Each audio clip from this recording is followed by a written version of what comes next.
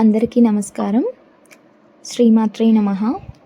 కలియుగ ప్రత్యక్ష దైవం అయినటువంటి శ్రీ వెంకటేశ్వర స్వామికి మనం ఆరాధన చేస్తూ ఈ విధంగా ఈ పరిహారాలు పాటిస్తే మన జీవితంలో ఎలాంటి కష్టమైనా తొలగిపోయి మన సంపద పెరుగుతుంది.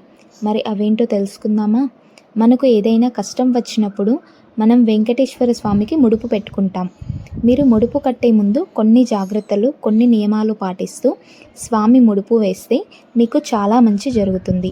అది ఎంత కష్టమైనా సరే దాని నుంచి తొందరగా బయటపడడానికి పరిహారం దొరుకుతుంది.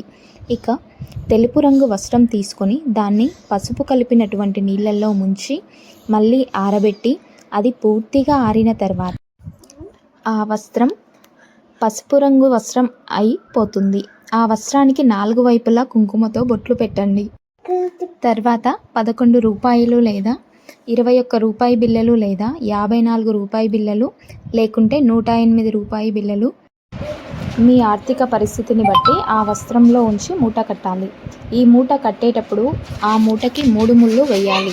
అయితే ఈ 3 ముళ్ళు వేసే సమయంలో ఒక్కొక్క ముడిని వేస్తూ మీకు ఉన్నటువంటి సమస్యలు స్వామివారికి చెప్పుకుంటూ ఆ ముళ్ళను వేయాలి. ఆ ముడి వేసే ముందు మీరు ఇంట్లో గణపతి ఫోటో ముందు కొబ్బరి నూనెతో దీపారాధన చేయాలి.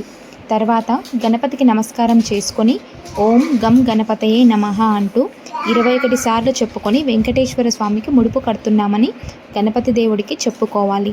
మనకు ఎంతటి కష్టమైనా దాని నుంచి బయటపడే అవకాశం లభిస్తుంది. అంతేకాకుండా 3 ముళ్ళు వేసేటప్పుడు కోరిక చెప్పుకున్న తర్వాత ఆ ముడుపును మీ పూజా మందిరంలో ఉంచి శ్రీ వెంకటేశ్వర స్వామి అష్టోత్తరంని చదవాలి. 108 గోవిందనామాలు చదవాలి. ఆ తర్వాత పచ్చకర్పూరంతో హారతి ఇవ్వాలి. వెంకటేశ్వర స్వామికి పచ్చకర్పూరం అంటే చాలా ఇష్టం.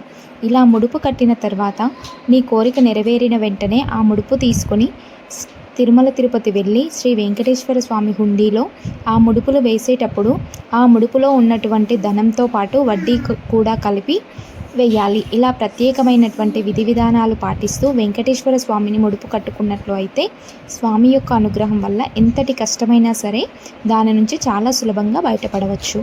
దీంతో పాటుగా శనివారం వెంకటేశ్వర స్వామి ఫోటో దగ్గర పిండి దీపం పెడితే మీ సమస్యలన్నీ తొలగిపోతాయి. ఓం నమో వెంకటేశాయ. శ్రీమాత్రే నమః.